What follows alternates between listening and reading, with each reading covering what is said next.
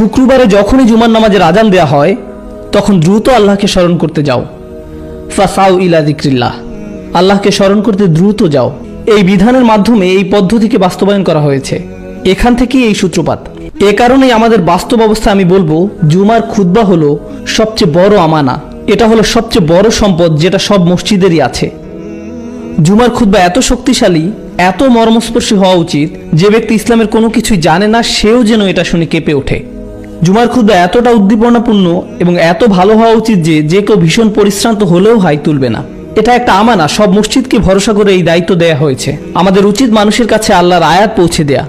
মানুষের কাছে আল্লাহর আয়াত পৌঁছানোর সবচেয়ে ভালো সুযোগ হলো শুক্রবারের নামাজ। শুক্রবারের নামাজে এটাই দায়িত্ব, ফাসআউ ইলা যিকরিল্লাহ।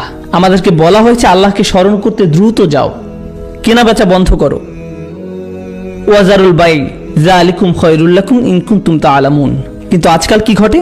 আমাদের সময় ঘটা অন্যতম বিপর্যয়কারী একটি ঘটনা। বেশিরভাগ মানুষ জুমার নামাজে খুতবা শুরু হওয়ার আগে নাকি পরে এসে হাজির হয়। পরে আসে, বেশিরভাগ মানুষই পরে আসে। সিংহভাগ মানুষ আসে যখন একামত শুরু হয়ে যায়। সুতরাং তারা কি আল্লাহকে স্মরণ করতে পারে না? কারণ যেহেতু তারা আরবি বুঝে না, তাই নামাজে কি পাঠ করা হচ্ছে তা তারা বুঝে না। একমাত্র যে জিনিসটা তারা হয়তো বা বুঝতো সেটা কি? খুতবা। কিন্তু তারা তো সে সময় আসেনি। তাই আমাদের এখন আগে আসার ব্যাপারে খুতবা দেয়া দরকার, যেন আমরা এই প্রথাকে পুনরুজ্জীবিত করতে পারি। আমাদেরকে এটা শুরু করতে হবে। যদি তাদের আসতে 5 মিনিট দেরি হয় তবে খুতবাও 5 মিনিট অতিরিক্ত বলতে হবে। খুবই দৃঢ়ভাবে বলতে হবে যে কেন আমাদের খুতবার আগে আসা দরকার এবং এটা আল্লাহর কাছে কতটা গুরুত্বপূর্ণ।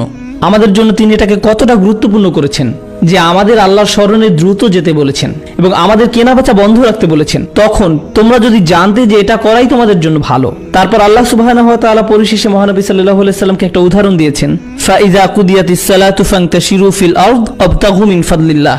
নামাজ শেষ হয়ে গেলে তোমরা পৃথিবীতে ছড়িয়ে পড়ো এবং আল্লাহর অনুগ্রহ সন্ধান করো। তোমাদের কাজে ব্যবসায় ফিরে যাও, আবতাগু মিন ফাদলিল্লাহ। কিন্তু আল্লাহ আরো বলছেন, ওয়াজকুরুল্লাহ কাসীরা, অর্থাৎ আল্লাহকে বেশি করে স্মরণ করো। আপনারা কি জানেন কিভাবে এক ব্যক্তি আল্লাহকে বেশি স্মরণ করতে পারে? বেশিরভাগ সময় জুমার নামাজ শেষ হয়ে গেলে আপনাদের মনে হয় যে দিনের ধর্মকর্ম সব শেষ, এখন আমি পার্টি করতে পারি। সর্বোপরি আজ তো শুক্রবার রাত, বিশেষ করে আমেরিকাতে এমন ঘটে, ঠিক না? কিন্তু খুতবাটা যদি খুব শক্তিশালী হয় তাহলে সেটা অন্তত ওই দিনটা পর্যন্ত আপনার সাথে টিকে থাকে। এভাবেই আল্লাহকে বেশি স্মরণ করা হয়।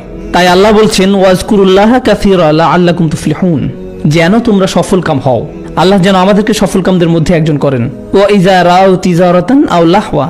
এবং এটা মহানবী সাল্লাল্লাহু আলাইহি সাল্লামের জীবনে একটা বিশেষ ঘটনা যে যখন তিনি খুতবা দিচ্ছিলেন তখন একটা ব্যবসায়িক কাফেলা সে জায়গা অতিক্রম করে যাচ্ছিল এবং মানুষ সেই কাফেলার দিকে দৌড়ে গিয়েছিল। মানুষ এখনো সেই কাজটাই করে।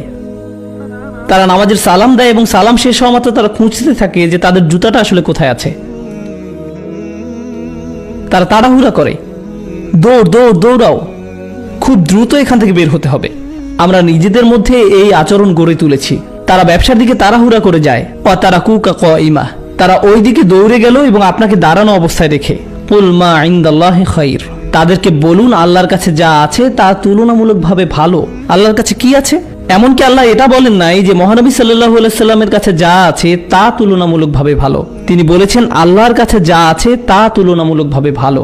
এবং আল্লাহর কাছে আছে ওয়াল্লাহু ইনদাহু হুসনুল মাআব, আল্লাহর কাছে আছে পুরস্কার, জান্নাত। তোমরা কোন ব্যবসার চুক্তি করতে পারবে যেটা তোমাদেরকে জান্নাতে নিতে পারবে? কি করলে সেখানে যেতে পারবে?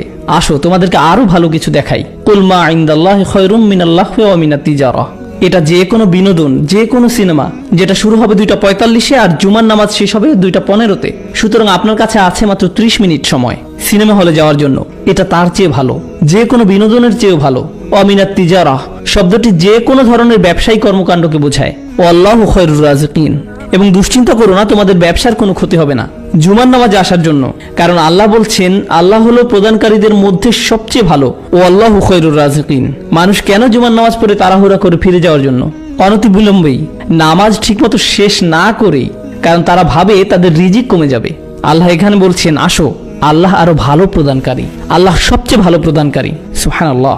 তাই পরিশেষে আমরা বলতে পারি, আর আমি প্রতিজ্ঞা করছি এটা বলার পরেই আমি শেষ করে দেব, এবং এই অংশে একটা আয়াত, লাআল্লাকুম তুফলিহুন, অর্থাৎ আল্লাহকে বেশি করে স্মরণ করো যেন তোমরা সফলকাম হও। আমি মহানবী সাল্লাল্লাহু আলাইহি সাল্লামের একটা হাদিস বলতে চাই যেটাও এই একই শব্দ দিয়ে শেষ হয়। মহানবী সাল্লাল্লাহু আলাইহি সাল্লাম আমাদের বলছেন, ইয়া আহলাল কুরআন লা তাতাওয়াসসাদুল কুরআন, হে কোরআনের সম্প্রদায়, কোরআনকে হালকা ভাবে নিও না, এটাকে আরাম করার উপায় বানিয়ে ফেলো না। ওয়াতলুহু হাক্কা তিলাওয়াতিহি আনা আল-লাইলি ওয়ান-নাহার। দিন এবং রাত সব সময় কোরআন পড়ো এবং অনুসরণ করো যেভাবে পড়া এবং অনুসরণ করা তার প্রাপ্য। তারপর তিনি বলছেন ওয়াবসুহু, একে ছড়িয়ে দাও, ওয়াতাগান্নাহু, একে সৌন্দর্যমণ্ডিত করো, ওয়াতাদাব্বারু ফীহি, গভীরভাবে একে নিয়ে চিন্তা করো, ইন্নাকুম তুফলিহুন, যেন তোমরা সফলকাম হতে পারো। হাদিসটা শুরু হয়েছে হে কোরআনের সম্প্রদায় বলে, ইয়া আহলাল কোরআন বলে। এটা বলা হয়নি যে ইয়া আইয়ুহাল্লাযীনা আমানু, ইয়া মা'আশারাল মুসলিমিন, না না না না না, ইয়া আহলাল কোরআন, হে কোরআনের সম্প্রদায়। আল্লাহর নবী আমাদেরকে কোরআনের সম্প্রদায় বলে সম্বোধন করছেন। এইভাবেই আমাদের সংজ্ঞায়িত হওয়া উচিত। এটা বলেই আজকের মতো আমি শেষ করছি। সুবহানাকাল্লাহুম্মা ওয়া বিহামদিক ওয়া আশহাদু আল্লা ইলাহা ইল্লা আনতা আস্তাগফিরুকা ওয়া আতুবু ইলাইক ওয়া আসসালামু আলাইকুম ওয়া রাহমাতুল্লাহি ওয়া বারাকাতুহু। আমার মনে হয় না প্রশ্নের উত্তর দেওয়ার মতো কোনো যোগ্যতা আমার আছে, কিন্তু আপনাদের যদি কোনো প্রশ্ন থেকে থাকে আর আমি যদি উত্তর দিতে পারি তাহলে আমি উত্তর দেব। Yes, go ahead.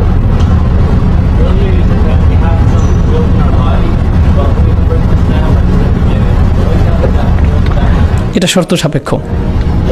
যখন আমরা ইসলাম গ্রহণ করি তখন আমাদের সব পাপ ক্ষমা করে দেওয়া হয়, কিন্তু তার মানে এই না যে আমরা পরিশুদ্ধ হয়ে গেছি। অন্যভাবে বললে আমাদের আচরণ যেমন ছিল তেমনই আছে। উদাহরণস্বরূপ বলা যায়, আমরা যদি মদে আসক্ত হয়ে থাকি, কালেমা পাঠ করলেই কি এই আসক্তি পুরোপুরি চলে যায়? আপনি যদি ড্রাগে আসক্ত হয়ে থাকেন, না, কালিমা পাঠ করলেই কি আপনি তার প্রতি বিমুখ ভাব পোষণ করতে শুরু করবেন? যদি আপনি ধূমপায়ী হয়ে থাকেন, কালিমা পাঠ করার পরও আপনি এর প্রতি আসক্তি বোধ করবেন? অবশ্যই। এটা এমন নয় যে কালিমা পাঠ করলাম আর সব ঠিক হয়ে যাবে, সবকিছু আমার মধ্য থেকে দূর হয়ে গেল। আল্লাহর ঐশ্বরিক সাহায্য আসবে, কিন্তু এই সব অভ্যাস ত্যাগ করার চেষ্টা করতে হবে। নিজের মধ্যে থেকে এসব খারাপ অভ্যাসকে পরিষ্কার করতে হবে। পূর্বে যে খারাপ কাজ আপনি করেছেন তার জন্য আপনাকে আর জবাবদিহিতা করতে হবে না, কিন্তু এখন আপনাকে এটা নিশ্চিত করতে হবে যে আপনি আর সেই খারাপ কাজে ফিরে যাচ্ছেন না। যদিও আগে আপনি অনেকদিন যাবত ওই কাজগুলো করে আসছিলেন। আপনারা কি পাভলোর ক্লাসিক্যাল কন্ডিশনিং জানেন? একটা কাজ বারবার করতে করতে আপনার অভ্যাস হয়ে যায়, এভাবেই আপনি কাজ করেন। এই খারাপ কাজ থেকে বের হয়ে আসতে সত্যি অনেক চেষ্টা করতে হয়। যুবকদের মধ্যে একটা খুবই খারাপ অভ্যাস আছে, কোনো এক সময় যখন বাবা মা আশেপাশে থাকে না তখন তারা কম্পিউটার নিয়ে বসে। এটা একটা খারাপ অভ্যাস। কিছু নির্দিষ্ট বন্ধু আছে, যখন আপনি তাদের সাথে থাকেন তখন খারাপ ব্যাপারগুলো ঘটে। এটা একটা খারাপ অভ্যাস, এবং এটা সবসময় করতে করতে এটা আপনার জন্য একটা চক্রের মতো হয়ে যায়। আপনাকে এই চক্র থেকে বের হয়ে আসতে হবে। আপনার নিজেকে পরিষ্কার করতে হবে ভালো সাহচর্যের মাধ্যমে। আল্লাহ যেন আমাদেরকে ভালো সঙ্গী দান করেন। শেষে আপনি যে হাদিস উল্লেখ করলেন সেখানে বলা হয়েছে কোরআনকে বিনোদন হিসেবে না নিতে, কিন্তু যদি এমন হয় যে যে কেউ উপভোগ করে? না না, এখানে বলা হয়নি যে বিনোদন হিসেবে না নিতে, এখানে বলা হয়েছে হালকাভাবে না নিতে বা কোরআনকে বিনোদনে পরিণত করে ফেলো না। হাদিসে তেমন কিছু বলা হয়নি। সেখানে বলা হয়েছে লা তাতাওয়াসসাদুল কোরআন। আরবিতে তাতাওয়াসসাদু শব্দের বেশ কিছু মানে আছে, তার মধ্যে অন্যতম হলো এটাকে বালিশ বানিয়ে ফেলো না। এর অর্থ হলো এটা ভাবা যে ঠিক আছে, আমরা তো কোরআনের সম্প্রদায়, সুতরাং আমাদের মাফ করে দেয়া হয়েছে, এখন আমি আরাম করতে পারি। না, এখন আরাম করো না। এটা একটা গ্রন্থ যেটা সংগ্রাম এবং গভীরভাবে চিন্তার দাবি রাখে, সুতরাং এটার প্রতি শিথিলতা না দেখানো। অবশ্যই আমরা কোরআন তেলাওয়াত উপভোগ করি, কিন্তু তা সত্ত্বেও আমি এখানে বিনোদন শব্দটা ব্যবহার করব না।